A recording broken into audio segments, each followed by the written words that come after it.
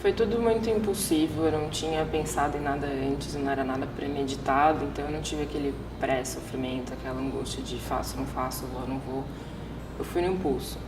Então depois, quando eu estava no hospital, quando eu me dei conta, eu falei, nossa, o que eu fiz?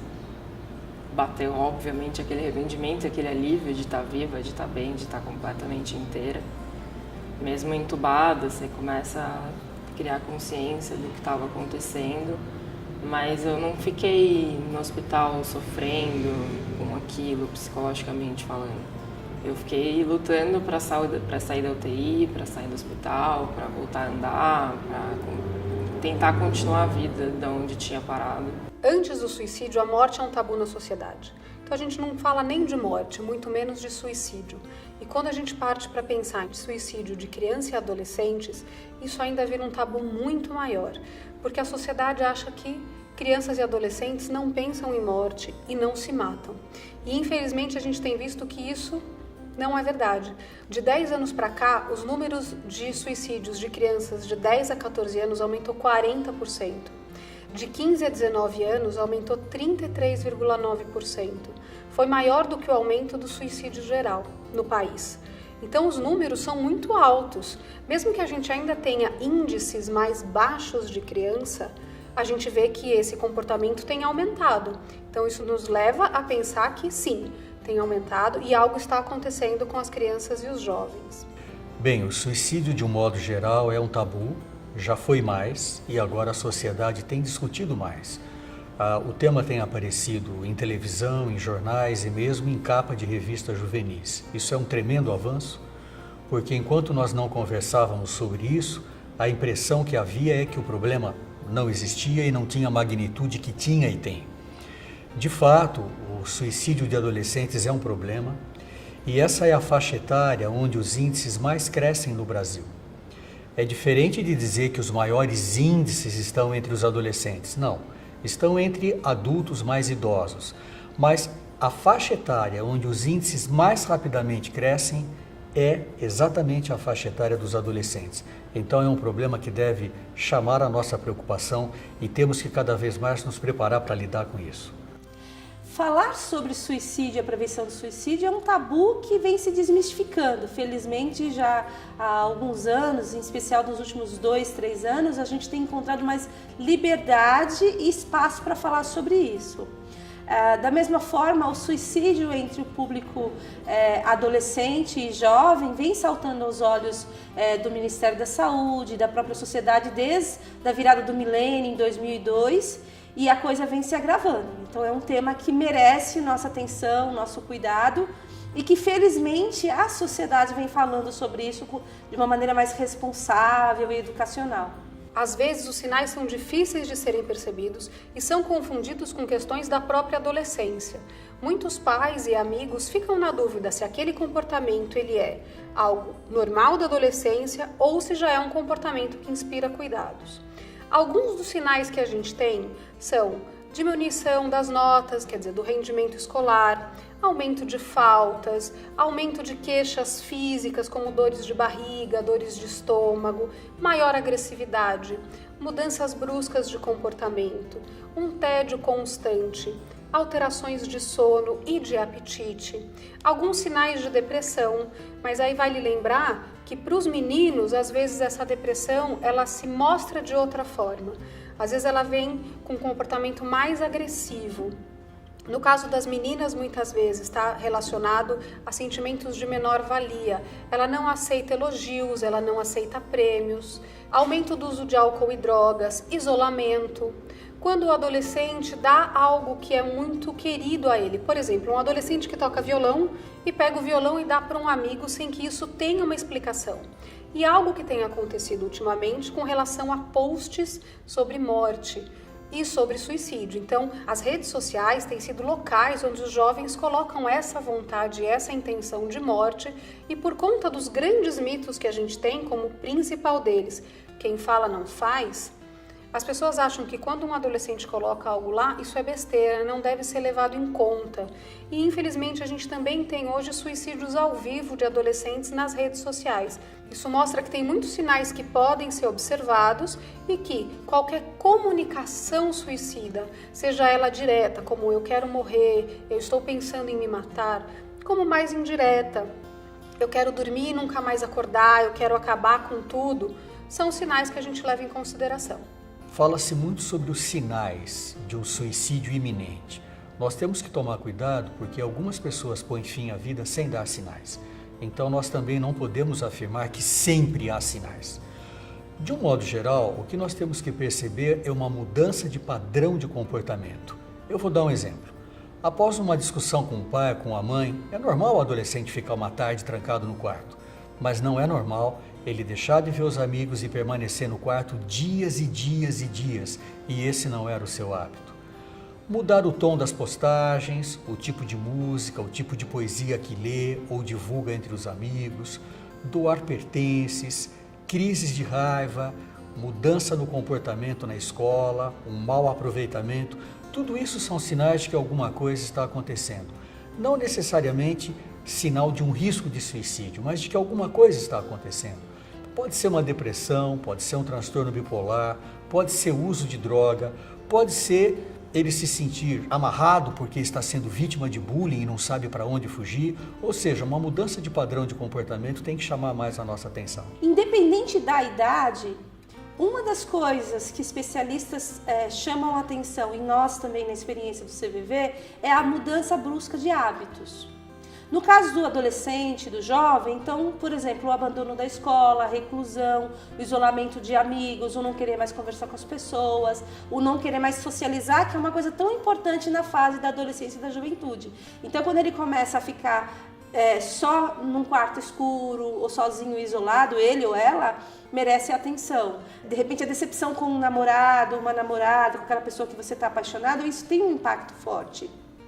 Assim como mudanças de lar, de escola, de ambientes, também você tem perdas aí. Se você não tem um cuidado nessa transição, gera sofrimento e requer cuidado. Quando eu saí do hospital, eles já saíram instruídos por uma equipe médica lá do Hospital Regional em Osasco. Eles começaram a conversar mais, eles começaram a prestar mais atenção no que eu sentia, no que eu falava, porque antigamente eles não davam importância.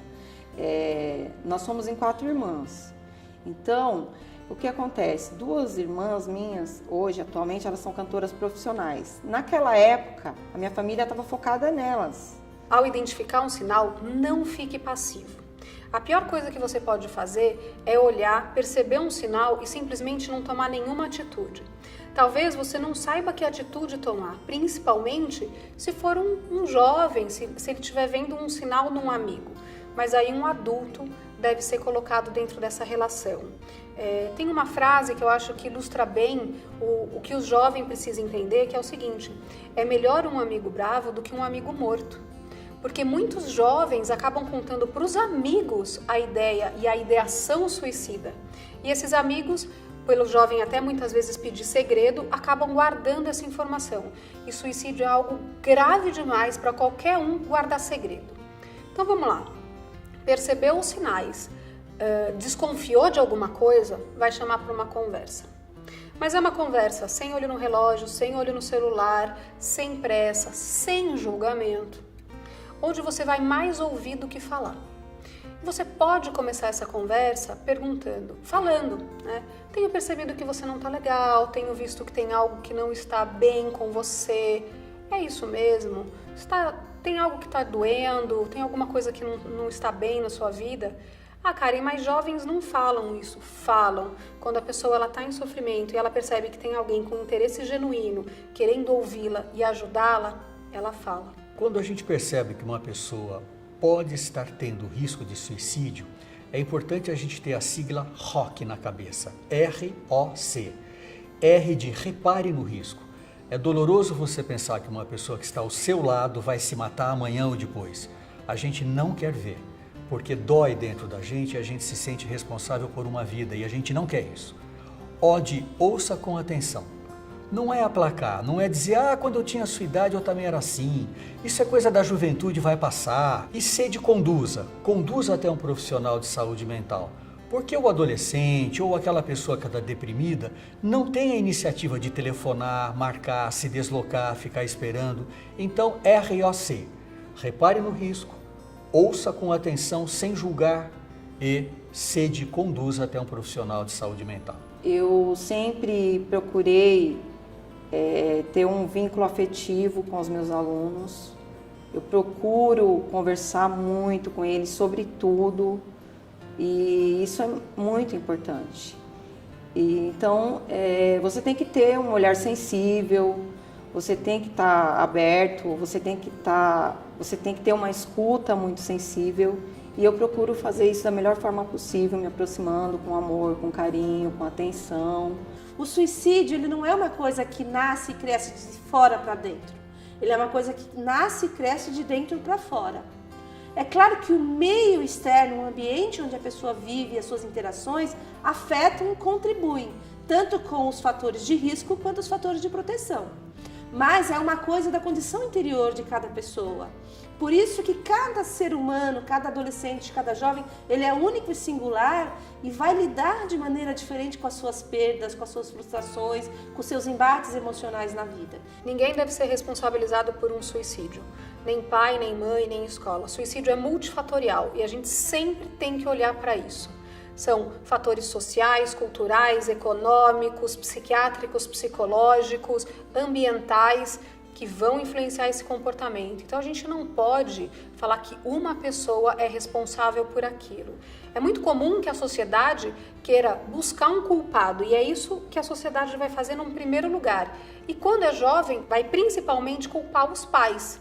E não é assim.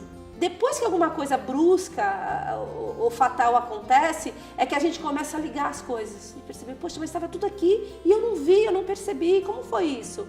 Porque existe um processo onde algumas pessoas comunicam a dor e o sofrimento de uma maneira mais explícita e clara e outras pessoas deixam isso de uma maneira mais implícita, mais subentendida, então requer a observação.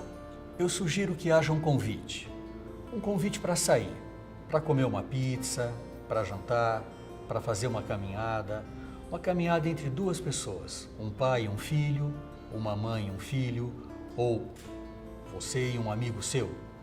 Duas pessoas conversando, sem olhar para celular, ouvindo muito o que o outro fala, sem julgar, sem dar tapinha nas costas e em algum momento perguntar, você está pensando em pôr fim à vida? Essa pergunta que dá tanto medo de fazer é um alívio para a pessoa ouvir essa pergunta, porque ela vai poder falar de uma coisa que está pressionando muito a mente dela. Quantos pacientes meus já não me agradeceram por eu ter feito essa pergunta? Muitas vezes profissionais vão precisar ser incluídos nessa ajuda, vai precisar de avaliação psicológica, avaliação psiquiátrica, em alguns casos uso de medicamento. Inclua a escola nesse cuidado também. Suicídio não é algo que a gente trata sozinho, nem o profissional, nem a família, nem a escola. Se o jovem percebe que ele está, porque qualquer um de nós pode em algum momento pensar em morrer. O que vai dizer pra gente se isso começa a ficar muito sério ou muito preocupante?